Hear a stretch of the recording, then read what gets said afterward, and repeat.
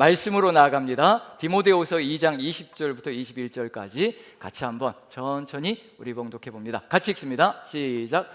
큰 집에는 금그릇과 은그릇뿐 아니라 나무 그릇과 질그릇도 있어 귀하게 쓰는 것도 있고 천하게 쓰는 것도 있나니, 그러므로 누구든지 이런 것에서 자기를 깨끗하게 하면 귀히 쓰는 그릇이 되어 거룩하고 주인의 쓰심에 합당하며 모든 선한 일에 준비함이 되리라. 오늘은 그릇에 대한 이야기를 좀 같이 나누었으면 좋겠다는 생각이 듭니다. 삶을 살아가노라면 참 갑작스럽게 밀어닥치는 힘겨운 일들이 있습니다. 좋은 일들이 끊임없이 밀어닥치면 참 좋을 텐데, 그러면 정말 은혜 위에 은혜라고 고백하면서 나아갈 수가 있을 터인데, 왜 이렇게 삶의 질곡들, 어려움들, 고난들이 이렇게 끊임없이 밀려오는지, 그런 것들이 밀려올 때마다 왜 이러십니까? 라는 고백이, 그리고 또 호소가 쏟아져 나갈 때가 있습니다. 아마 그런 경험은 우리가 다 하고 가는 줄로 믿습니다. 아직 어린 나이들이지만 어린 나이에도 이미 인생이 쉽지 않다는 것을 이미 고백하며 가는 그런 삶이 있는 줄로 압니다.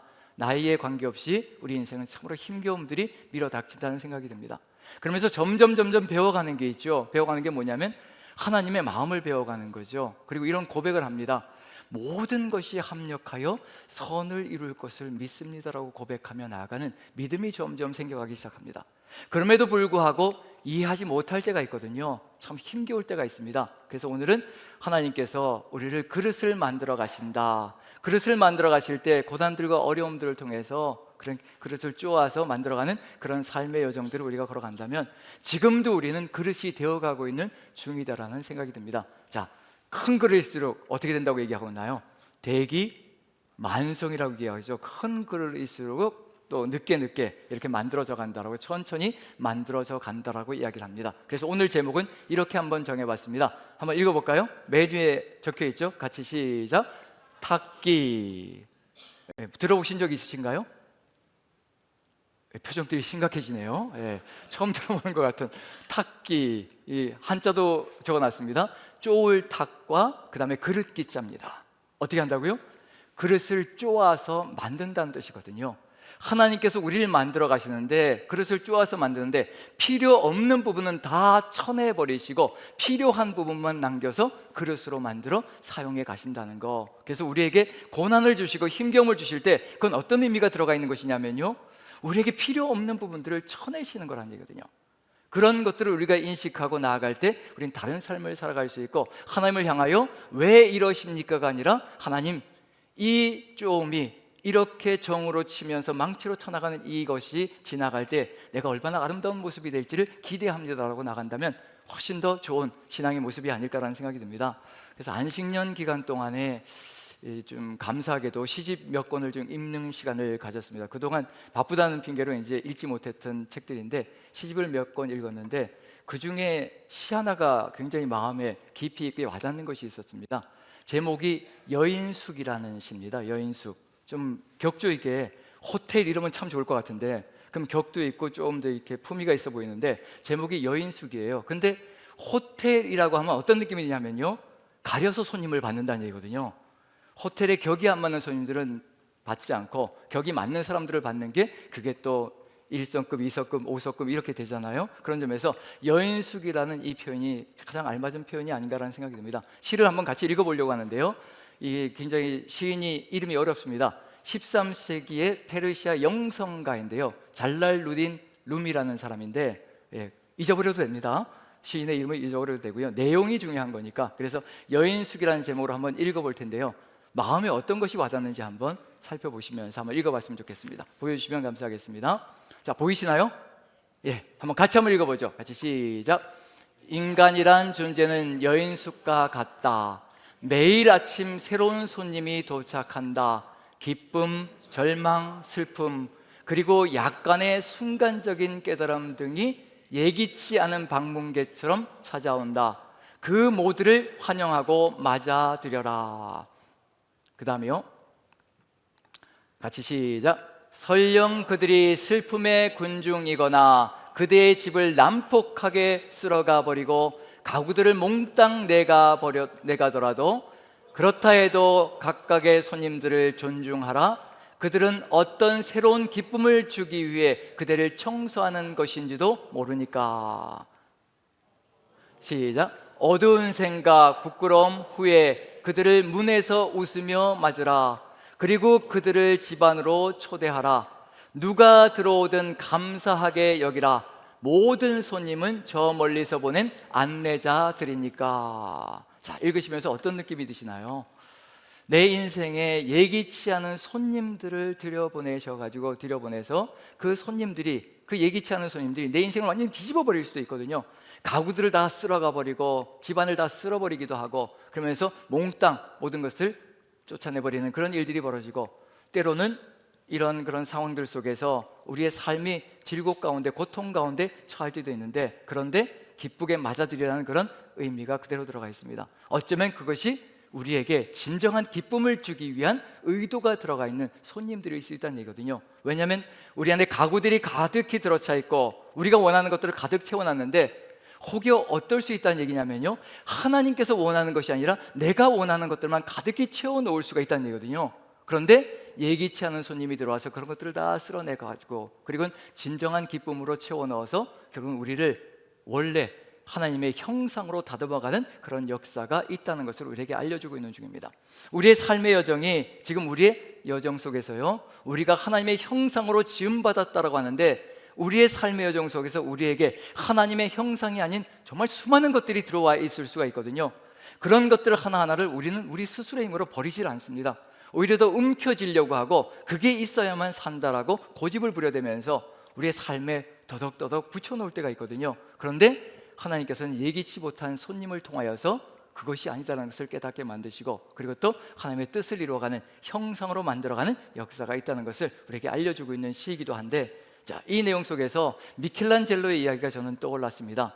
미켈란젤로가 상당히 유명한 조각가이기도 하지요. 그 조각을 만드는데 가장 유명한 조각상 하나를 들라고 한다면 다윗상을 들 수가 있을 것 같아요. 다비드상이라고 하는데, 다윗상 얼마나 제대로 만든 작품인가 하면요, 본래는 성당의 한 구석에 다윗상을 놓기로 하고 조각을 만들었는데, 사람들이 그 완성품을 보고 나서 이건 한 구석에 놓아둘 작품이 아니다, 이 위대한 작품은 절대로 그렇게 구석에 놓아둘 것이 아니다, 그래서 도시 전체가 볼 수 있도록 도시의 중심에다 놓아야 한다, 그래서 시청 앞에다가 조각을 놓았다라고 할 정도로, 그 정도로 위대한 작품이라고 인정을 합니다. 그래서 사람들이 질문하지요, 미켈란젤로에게 어떻게 그렇게 거대한 대리석에서 이렇게 다윗상을 만들어낼 수가 있었습니까? 라고 질문하자 미켈란젤로는 간단하게 대답합니다. 방법은 단순합니다. 대리석에서 다윗이 아닌 부분만 쳐내면 되는 겁니다. 그렇게 해서 만들었다는 겁니다. 무슨 얘기인가요? 우리의 삶의 여정 속에서 하나님의 형상이 아닌 것만 쳐내면 하나님의 형상이 남다는 얘기거든요. 우리는 그렇게 할 수가 없습니다.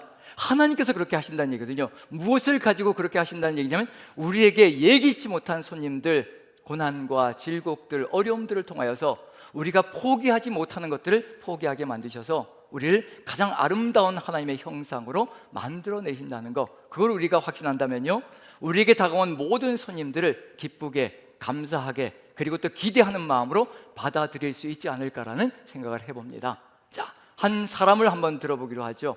우리가 창세기 묵상을 끝냈는데요, 질곡하게 되면 고난과 역경을 거쳐간 사람의 대명사처럼 창세기 마지막 부분에 나온 사람이 누구인가요? 마지막 부분에 요셉을 들 수가 있겠죠. 꿈을 꿨습니다. 하나님께서 꿈을 주셨죠. 왕이 되는 꿈입니다. 형들이 그 꿈을 듣고 그 자리에서 해석을 하죠. 정말 네가 우리를 다스리게 되겠느냐? 우리의 왕이 되겠느냐라고 꿈을 해석해 버립니다. 왕이 되는 꿈을 주었거든요. 왕이 되는 꿈을 꾸었다면 어디로 보내야 될 것인가? 어디로 가야 될까요? 왕궁으로 가는 것이 원칙일 겁니다. 그런데 왕궁으로 가질 않죠. 가장 고통스러운 질곡의 시간으로 내던져집니다. 어디로 가게 되나요? 종살이로 팔려가게 되고요, 그 질곡의 시간, 종살이로 팔려가고 그 다음에 감옥살이하고 몇 년 세월이었던가요? 13년의 세월입니다. 결코 짧은 세월이 아니거든요. 여러분들 한번 이런 생각을 해보신 적 있나요? 요셉이 종살이하면서 감옥살이하면서 어떤 기도를 하나님께 올려드렸을 것인가 한번 생각해 보신 적이 있나요? 분명히 하나님께서 함께 하신다는 그런 사람, 그런 삶을 살아갔거든요. 하나님께서 함께 하심으로 형통하는 삶을 살았다고 얘기하거든요. 그렇지만 종살이하면서 하나님이 함께 하심에도 불구하고 그게 기뻐서 즐거워서 거기에 머물러 있었을 것인가? 저는 그렇게 생각하지 않습니다. 요셉이 분명히 기도했을 것이라고 생각됩니다. 무슨 기도를 했을까요? 제발 집으로 빨리 돌려보내 주십시오. 그리하여서 아버지, 보고 싶은 아버지를 만나고 아버지와 함께 이 그리운 마음을 달래면서 아버지와 함께 살기를 소망합니다. 그때 그 시절로 다시 돌려보내 주십시오 라고 얼마나 간절하게 애절하게 하나님께 기도했을 것인가, 그게 생각이 납니다. 종살이하면서 그렇게 기도했거든요. 그런데 응답이 어땠을까요? 종살이 감옥살이가 13년이라고 하잖아요. 근데 하나님의 응답은 어땠을까요? 응답은 들려지지 않고요, 종살이하면서 그렇게 간절하게 기도했을 터인데 응답은 전혀 없습니다. 그리고 심지어는 누명을 쓰고 감옥에 가게 되는 역사가 펼쳐집니다. 그것도 누명을 쓰는데 성추행으로 들어가는 거거든요. 이것처럼 치명적인 게 없죠. 우리 시대에 성추행으로 감옥에 갔다 그러면 이 전과자를 정말 공직에 나갈 수 있는 길로 열어줄 것인가? 절대 그렇지 않거든요. 그런 상황들을 생각해 본다면 그 감옥살이하면서 얼마나 처절하게 기도하며 나아갔을 것인가 한번 생각해 보신 적이 있으신가요? 처절하게 살려달라고 애원하면서 하나님께 제발 나를 집으로 돌려보내달라고, 이 감옥에서 꺼내달라고 그런 기도가 울려 퍼졌을 겁니다. 그런데도 전혀 하나님의 음성은 들리지 않고 그냥 13년의 세월이 흘러가고 있는 중입니다. 그 상황 속에서 요셉이 어떤 마음이었을 것인가? 하나님께 의지하고 기대고 기도하고 그래도 응답이 없자 어떤 일이 벌어졌을까요? 술 맡은 관원장과 떡 맡은 관원장의 꿈을 해석해 준 다음에 요셉이 이렇게 합니다. 그렇게 믿음 좋은 사람처럼 보이는데 요셉도 결국은 한계가 있는 사람이라는 것을 그대로 보여주고 있는 중이거든요. 요셉이 어떻게 하는지 한번 같이 읽어봅니다. 한번 읽어보죠. 자, 창세기 40장 14절 15절인데요 14절 한번 읽어보죠. 14절 같이 읽습니다. 시작. 당신이 잘 되시거든 나를 생각하고 내게 은혜를 베풀어서 내 사정을 바로에게 하려 이 집에서 나를 건져 주소서. 술 맡은 관원장의 꿈을 해석해 주고요, 우호적이거든요. 바로가 당신의 관직을 3일 뒤에 복직시킬 겁니다. 그러고 나서 뭐라고 얘기하나요? 하나님께 의지하는 것이 안 되자 이제 사람에게 의지하기 시작합니다. 하나님께서 응답이 없거든요. 10년 이상의 세월이 흘러가는데 도저히 응답이라는 것이 없습니다. 그래서 요셉도 어떻게 하나요? 사람에게 의지합니다. 뭐라고 얘기하는지 보십시오. 제가 다시 한번 읽어볼게요. 당신이 잘 되시거든 나를 생각하고, 이건 생각하다는 단어는 기억하다라는 뜻입니다. 나를 제발 좀 기억해 주십시오. 그리고 너희가 은혜를 베풀어서 내 사정을 바로에게 아뢰어 이 집에서 나를 건져 주소서. 바로에게 아뢰어라고 되어 있는데요, 바로에게 아뢰어라는 단어가 생각하다라는 단어와 똑같은 단어입니다. 나를 기억하셔서 바로에게 나를 청구해서 바로가 나를 기억하게 만들어 주십시오. 우리는 이런 찬양을 올려드릴 때가 있습니다. 주님이 기억하시면 좋가리. 이것도 평탄할 때 이야기입니다. 편안할 때 이야기입니다.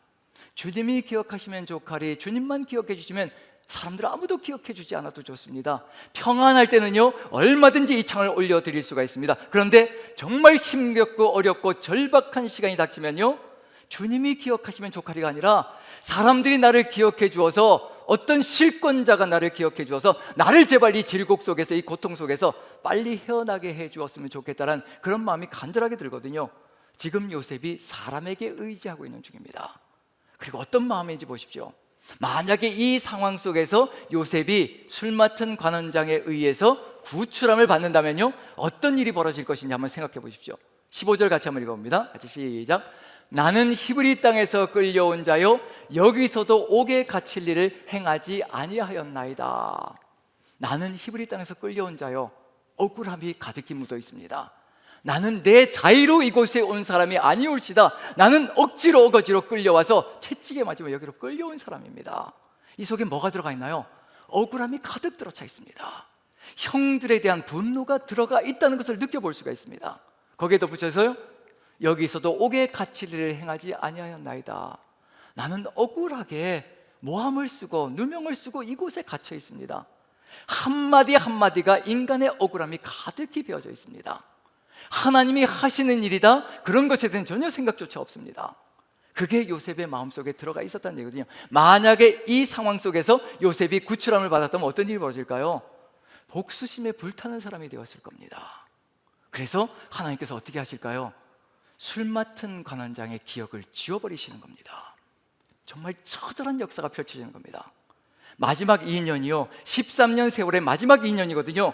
그 마지막 2년이 어느 정도로 처절한지 이런 마음을 가지고 2년의 시간을 보내고 있는 중입니다. 얼마나 고통스러울 것이냐 한번 생각해 보십시오. 아무도 기억해 주지 않는 삶, 처절하고 고통스러운 그 삶이 지금 연결되어지고 있는 중이거든요. 이 상황 속에서 요셉이 걸어가고 있는 삶이라는 점에서 우리는 어떤 마음을 가지고 걸어갈 수 있을 것인가, 어떤 상황 속에서 우리는 삶을 걸어갈 수 있을 것인가, 요셉의 이야기가 비교해 본다면요 우리의 삶도 한번 비교해 볼 수 있지 않을까라는 생각이 듭니다. 만약에 이 순간에 술 맡은 관원장이 구출해 주었다면 어떤 삶의 정황이 펼쳐질 것인가, 모든 것이 끝장날 겁니다. 하나님께서 그 2년의 시간을 묶어두십니다. 얼마나 고통스러웠을까 한번 생각해 보시죠. 그 2년의 시간 동안 처절하거든요. 우리는 시간을 알고 있습니다. 몇 년 동안 술 맡은 관원장이 잊어버릴 것인지 시간을 알고 있거든요. 시간을 알고 있음에도 불구하고 2년이 주어져 있다는 것을 우리는 암에도 불구하고 나에게 2년이 있다면요 그 2년도 견디기 힘들거든요. 고통스럽거든요. 그런데 요셉은 몇 년이 남아있는지 알지 못합니다. 그 상황 속에서 마지막 이 2년의 시간을 보내고 있습니다. 가장 강력한 담금질이 이루어지고 있는 중이거든요. 정말 풀무불 같은 역사가 이 속에서 펼쳐지고 있는 중입니다. 혹시 여러분들의 삶 속에, 우리의 삶 속에 이와 같은 고통의 시간이 지나가고 있다면요 이와 같은 시간이 이루어지고 있다면 이제 곧 끝난다는 것을 기억하십시오. 2년 남았다는 것을 기억하십시오. 가장 고통스러운 시간은요 이제 곧 끝이 온다는 것을 이야기하고 있는 중입니다. 그걸 얘기하고 있는 중이거든요. 2년 뒤에 역사가 펼쳐질 것이라는 거. 그러면 이제 이 2년의 시간은 도대체 무엇일까? 만약에 지금 이 순간에 이 억울함 가운데서 풀려났다면요 모두가 사는 길이 아니라 죽는 길이 열려질 겁니다. 형제들도 복수심에 불타는 요셉에 의해서 죽임을 당할 거거든요. 이 2년 기간에 도대체 무슨 일이 벌어지고 있는 중일까? 하나님은 이 2년 시간 동안에 13년 세월 전체를 통하여서 마지막 이 2년의 가장 치명적인 이 시간 속에서 무엇을 하고 있는 중일까? 그게 우리가 찾아가야 될 답입니다. 하나님은 계획이 있으시거든요. 우리 하나님은 절대 무계획으로 가시는 분이 아닙니다. 계획이 있으십니다. 그게 시편 105편에 들어가 있습니다. 그 시간 동안에 하나님께서 요셉에게 하시는 일이 무엇이었을까? 우리에게도 지금 그걸 하시는 거거든요. 우리가 그게 이루어져야 정말 하나님이 쓰시는 그릇이 되어서요 이 세상 속에서 내 마음을, 내 계획을, 내 뜻을 담는 그릇이 아니라 오직 하나님의 뜻만을 담는 그릇이 되어서 이 세상 속에 하나님의 역사가 펼쳐진 일이 벌어진다는 거, 그걸 우리가 안다면 지금 가장 힘겨운 시간을 거쳐가고 있다면요 바로 지금이 하나님의 그 깊으신 뜻을 깨달을 때라는 것을 느껴볼 수 있을 겁니다. 자, 시편 105편으로 들어갑니다. 105편 보시면요 자 16절부터가 이제 요셉에 대한 얘기가 들어가는데요 16절 같이 한번 읽어보죠. 같이 시작. 그가 또 그 땅에 기근이 들게 하사 그들이 의지하고 있는 양식을 다 끊으셨도다. 의지하고 있는 양식이 다 끊어졌습니다. 이제 애굽에 내려가서 사야 되겠죠. 애굽엔 누가 기다리고 있느냐면 이 과정을 통과한 사람이 기다리고 있습니다. 딱 3절입니다. 요셉의 13년의 세월을요 3절로 딱 요약하고 있습니다.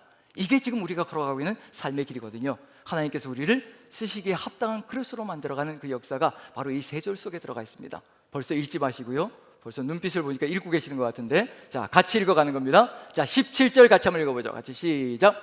그가 한 사람을 앞서 보내셨으며 요셉이 종으로 팔렸도다. 하나님께서 계획을 가지시고 한 사람을 먼저 보내셨다는 겁니다. 하나님의 계획입니다. 뜻입니다. 절대로 버리신 것이 아니고요, 고난과 고통의 시간은요 절대로 우리를 버리는 시간이 아닙니다. 무언가를 위해서 하나님께서 계획 세우시는 겁니다. 세상을 구원하기 위해서 우리를 준비시키시고 예비시키는 것이 바로 이 속에 들어가 있습니다. 무엇을 통하여서인가? 18절 같이 한번 읽어보죠. 이걸 통했습니다. 13년 세월이 바로 18절 이 한 절 속에 포함되어져 있습니다. 같이 한번 읽어보죠. 시작. 그의 발은 착고를 차고 그의 몸은 쇠사슬에 매였으니. 하나님께서 꽁꽁 묶어 놓으셨다는 겁니다. 꼼짝도 못하게, 아무것도 못하게, 오직 하나님 한 분만 바라볼 수 있도록요 모든 것을 묶어서 움직이지도 못하게 만드셨다는 겁니다. 하나님만 바라볼 수 있도록 만들어버리신 세월이라는 것을 얘기하고 있는 중입니다. 13년 세월 동안요 발은 착고에 채워지고 몸은 쇠사슬에 매여서 인간적인 자유가 아무것도 없는 시간을 보내고 있는 중입니다. 이것이 풀어지는 것이 언제인가? 13년 지난 다음에 풀어지는 것이 언제인가? 이게 이루어질 때 풀어지는 겁니다. 하나님께서 우리를 묶어두시는 이유가 바로 이겁니다. 우리의 자유를 억압하는 것 같은 그 순간이 올 때요 그 이유가 분명히 있습니다. 이렇게 하시려고 그러시는 겁니다. 자, 19절 같이 한번 읽어보죠. 같이 시작. 곧 여호와의 말씀이 응할 때까지라 그의 말씀이 그를 단련하였도다. 여호와의 말씀이 응할 때까지, 여호와의 말씀이 이루어질 때까지, 이 13년 세월은요 사람의 계획이 이루어지는 시간이 아니라 하나님의 놀라우신 계획이 이루어지는 시간이고, 그의 말씀이 그를 단련하였다. 무슨 얘기인가요? 단련하다라는 단어는 은도가니에, 즉 흙도가니에 은을 7번 단련한다는 것과 마찬가지로 순수한 은을 만들어가고 순수한 금을 만들어가는 겁니다. 순수한 은과 순수한 금은 뭘까요? 하나님의 말씀으로만 가득히 들어차 있는 것이 바로 순수한 금이고요, 순수한 은입니다. 우리의 삶의 여정 속에서 수많은 불순물이 들어와 있거든요. 세상 것이 끊임없이 들어와서 우리의 삶을 움직이려고 합니다. 우리 안에 오직 하나님의 말씀 한마디, 말씀으로만 가득 들어차 있는 것, 그것이 바로 불순물이 없는 순수한 연단이고 단련이 되는 겁니다. 순금으로 만드시고요, 순은으로 만드시는 겁니다. 오직 하나님 말씀만 남는 존재로 만들어가는 것이 그 13년의 세월이었습니다.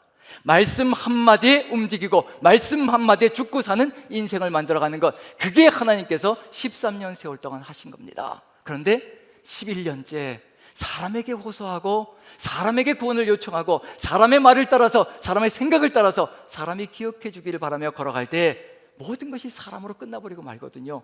절대 구원이 되어져서는 안 됩니다. 설사 힘들더라도 그 2년의 세월이 모질고 고통스러울지라도요 반드시 거쳐가야 합니다. 가장 최악의 시간일지라도 그 시간 속에서 오직 하나님의 말씀만이 내 삶이다라고 고민하며 고백하며 나아가는 삶이 이루어진다면요, 하나님의 역사가 이루어지는 일이 벌어질 겁니다. 바로 이것을 보여주고 있는 중이거든요. 그리고 20절, 21절, 22절 같이 한번 읽어봅니다. 같이 시작. 왕이 사람을 보내어 그를 석방하며 뭇백성의 통치자가 그를 자유롭게 하였도다. 그를 그의 집의 주관자로 삼아 그의 모든 소유를 관리하게 하고 그의 뜻대로 모든 신하를 다스리며 그의 지혜로 장로들을 교훈하게 하였도다. 왕이 사람을 보내어 그를 석방하게 하였다. 왕이 보낸 게 아니라는 겁니다. 하나님께서 보내신 겁니다. 이제 준비가 되었기 때문에 오직 하나님의 말씀 한마디로 모든 것을 이루어갈 한 사람이 섰기 때문에 하나님께서 사람을 보내시는 겁니다.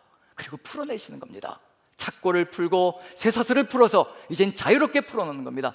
왜 자유롭게 풀어놓는가? 이제 이 사람은 자유롭게 살아갈지라도 오직 하나님의 뜻을 위하여 살아갈 존재가 되었다는 것을 확신하시기 때문에 모든 것을 풀어 헤쳐버리시는 겁니다. 만약에 우리가 준비가 안 된 상태에서요 자유를 주시면요, 우린 방종이라는 길로 가게 되어 있습니다. 내 마음대로 살아가게 되어 있거든요. 그건 사는 길이 아니라 오히려 죽음의 길로 가는 겁니다. 우리를 살리시기 위해서 요셉의 이야기를 보여주시는 것은 우리를 살리시기 위해서 이러는 겁니다. 우리가 말씀으로 하나 되어서 걸어갈 때 새 길을 걸어갈 수 있거든요. 저는 이 상황들을 보면서 뭐라고 확신하냐면요, 하나님께서는 바로 이와 같은 사람, 22절 보면요, 그의 뜻대로 모든 신하를 다스리고 그의 지혜로 장로들을 교훈하게 하셨도다. 그가 요셉이기도 하고요 하나님이기도 하다는 겁니다. 요셉의 말이 하나님의 뜻이 되고 하나님의 뜻이 요셉의 말이 되고, 그리고 하나님의 지혜가 요셉의 지혜가 되고 요셉의 지혜가 하나님의 지혜가 되어서 일심동체가 되어서 세상을 이끌고 나가는 그런 삶, 그게 바로 말씀으로 가득 채워진 존재가 살아가는 삶의 길이라는 얘기거든요. 우리도 바로 그와 같은 길로 이끌어 가시려고 그러시는 겁니다. 우리가 살아가는 삶의 여정 속에서 하나님의 뜻이 이루어지는 그 길을 열어가면서 하나님과 함께 동행하는 삶을 이끌어 가시려고 우리에게 이와 같은 길을 허락하신다는 것을 믿는다면요, 요셉과 우리도 동일한 사람이 아닐까라는 생각이 듭니다. 우리는 이런 생각을 할 때가 있거든요. 13년 세월 동안 하나님께서는 애굽의 총리로 세우시기 위해서 13년의 연단을 거쳐가게 하셨다. 저는 그게 아니라고 확신합니다. 13년 세월 동안 하신 것은 애굽의 총리를 세우는 것이 아니라 오직 하나님의 사람을 세우는 길이었습니다. 하나님의 사람이 되어야 어떤 직분이 주어질지라도 그 직분을 자기 것이라 하지 않고 하나님의 뜻을 위해서 사용할 것이거든요. 만약에 이 말씀으로 연단되어지는 과정이 없었다면요, 총리가 되었을 때 일순간에 추락하는 일이 벌어질 겁니다. 부정부패와 비리에 연루되어져서 한순간에 무너지는 역사가 펼쳐질 겁니다. 하지만 하나님의 말씀만으로 살아가는 존재가 될 때요, 아무리 높은 곳에 올려줘도 아무도 흠을 찾을 수 없는 존재가 됩니다. 말씀으로 걸어가기 때문에요. 그래서 애굽의 총리가 되어서 하나님의 뜻을 펼쳐가며 하나님의 역사를 이루어가는 존재가 되고, 하나님의 역사를 이루어감으로 하나님 나라가 요셉을 통해서 이루어지는 역사가 이루어진다는 점에서 우리의 삶의 여정 속에서 우리에게 질곡의 시간들이 주어질 때 어떤 마음을 가져가야 될 것인가? 하나님께서 또 나를 하나님의 뜻을 받들어가는 존재로, 말씀이 삶을 이끌어가게 만들어가는 존재로 나를 세우려고 하신다는 것을 마음에 새기며 하나님의 말씀을 더 깊이 묵상하는 겁니다. 그 길만이 우리가 이 길 속에서, 이 질곡의 시간 속에서 가장 빨리 탈출할 수 있는 길이라는 거, 그저 호소하고 탄식하고 사람에게 갔다 또 하나님께 갔다 왔다 갔다 하는 일들이 벌어지면요, 오히려 시간만 더 길어질 뿐입니다. 그저 무릎을 꿇고 주님 것이오니 주님 마음대로 하시옵소서, 주님께서 역사하시옵소서, 그 고백을 가지고 끝까지 주님만 붙들고 나간다면요, 하나님의 역사가 온전하게 펼쳐지며 주의 뜻을 이루어가는 역사가 이루어질 것이라는 거, 요셉이 이와 같은 과정을 거쳐가며 나아갔기에 총리가 되어서 아무 문제가 없습니다. 지금 우리 시대 어떤가요? 우리가 오늘 투표를 해서 또 이제 일꾼들을 뽑았습니다. 어떤 사람들이 뽑혔을까요? 제발 저는 부정비리에 연루되어져서 끝장나는 사람들이 아니기를 소망합니다. 하지만 하나님의 말씀으로 연단되지 않을 때에는요, 그런 일에 언제든지 연루되어져서 언제 어느 때 무너질지 모른다는 얘기거든요. 그런 일들을 우리가 생각해 본다면 하나님의 뜻을 받들어 걸어가는 것이 얼마나 소중한 것이진 다시 한번 생각해 볼 수 있지 않을까 하는 생각입니다. 다시 한번 더 오늘 본문으로 돌아갑니다. 오늘 본문으로 돌아가서 디모데후서 2장 20절 21절 같이 한번 다시 한번 읽어보죠. 같이 읽으면서 우리는 어떤 그릇이 되어야 될 것인가 한번 다시 한번 생각해 보는 시간을 갖습니다. 같이 읽습니다. 시작. 큰 집에는 금그릇과 은그릇뿐 아니라 나무 그릇과 질그릇도 있어 귀하게 쓰는 것도 있고 천하게 쓰는 것도 있나니, 그러므로 누구든지 이런 것에서 자기를 깨끗하게 하면 귀히 쓰는 그릇이 되어 거룩하고 주인의 쓰심에 합당하며 모든 선한 일에 준비함이 되리라. 분명히 보아야 될 기준이 있습니다. 하나님이 합당하게 쓰시는 그릇의 기준이 있습니다. 금도 아니고 은도 아니고 나무도 아니고 질그릇도 아닙니다. 재질을 보시는 분이 절대 아니라는 겁니다. 나는 화려하고 나는 놀랍고 나는 영광스럽고 절대 그런 겉모습을 절대 보지 않습니다. 어떤 재질이든지 상관없습니다. 자신을 깨끗하게 말씀으로 비워나가며 오직 하나님 한 분만으로 채운 존재를 주님께서는 쓰신다는 겁니다. 우리가 삶을 살아가며 우리가 준비해야 될 것이 무엇인가? 내가 금이냐 은이냐 질그릇이냐 나무그릇이냐 돌그릇이냐 그걸 따질 필요는 없습니다. 금이어도 좋고 은이어도 좋고 나무도 좋고 질그릇도 좋고요, 어떤 재질이든지 상관없이 나를 말씀에 비추어 깨끗하게 거룩하게 비워낼 때 하나님께서 쓰시는 그릇이 되어서 합당하게 거룩하게 사용하신다는 것을 마음에 새기며, 오늘 이 시간에 마음속에 다시 한 번 더 다짐해야 될 것은 내가 하나님의 말씀에 합하게 걸어가고 있는가, 정말 하나님의 말씀이 내 삶을 이끌어가고 있는가, 그것을 마음에 새기시며 묵상을 끊지 않으시고요, 말씀 묵상은 끊임없이 이루어가야 합니다. 매일매일 절대로 잊지 않고요, 그 말씀 속에서 나 자신을 바라보며 하나님께서 뜻하신 것이 무엇인가를 끊임없이 조명하며 주의 말씀을 따라 걸어가는 삶을 살아갈 때 우리는 하나님 쓰시기에 합당한 그릇이 되어 주의 뜻을 이루어가는 존재가 된다는 것을 마음에 새기시며, 저와 여러분들 오직 주의 말씀으로 우리의 삶을 이끌어 나가며 어떤 질곡과 어려움 속에서도 하나님을 바라보며 승리하는 삶이 되시기를 간절히 축원드립니다. 우리 같이 한번 찬양 드리고 기도하는 시간을 가졌으면 좋겠습니다. 우리 왜 나만 겪는 고난이냐고 같이 한번 찬양 드리면서 우리 주님께로 나가는 시간을 갖습니다. 우리 같이 찬양합니다. 왜 나만 겪는 고난이냐고, 나만 겪는 고난이냐고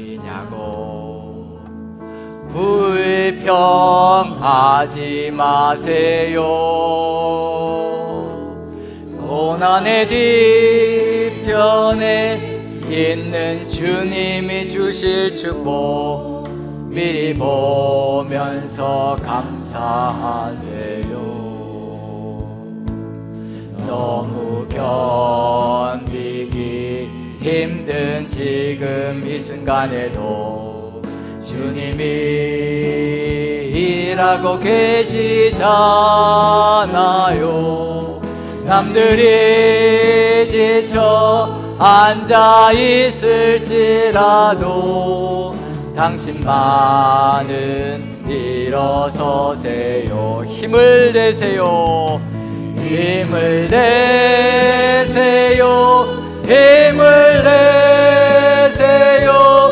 주님이 손잡고 계시잖아요.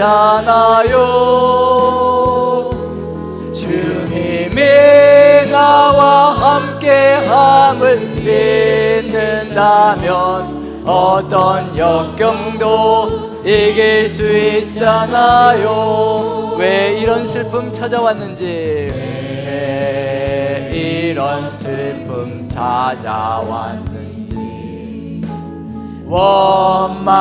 원망하지 마세요. 당신이 잃은 것보다 주님께 받은 은혜 더욱 많음에 감사하세요. 너무 견디기 힘든 지금 이 순간에도 주님이 일하고 계시잖아요.